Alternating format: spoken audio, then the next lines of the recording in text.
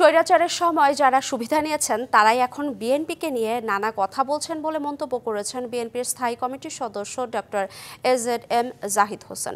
জাতীয় প্রেসক্লাবে গণতন্ত্র ও মানবাধিকার নিশ্চিতে জাতীয় সংসদ নির্বাচনের গুরুত্ব শীর্ষক আলোচনা সভায় তিনি বলেন, যারা আজকে দেশের সংস্কারের কথা বলছেন তারা কোনোদিন দেশের দায়িত্বে ছিলেন না। সংস্কারের শুরুই করেছে বিএনপি। যারা বিভিন্ন দাবি তুলে নির্বাচন পেছাতে চান তারা স্বৈরাচারের পক্ষে কাজ করছে কিনা এমন প্রশ্নও তোলেন ডক্টর জাহিদ। রাজনীতিকে রাজনীতি দিয়েই মোকাবেলা করা উচিত বলেও মন্তব্য করেন বিএনপির এই নেতা।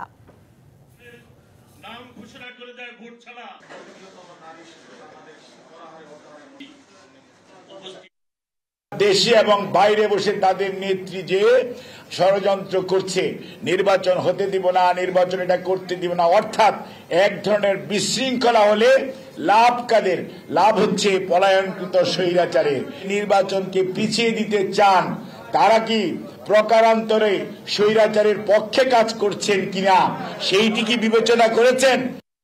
হিরন আরও মিনারেল ওয়াটার মাত্র 50 পয়সায় প্রতি লিটার।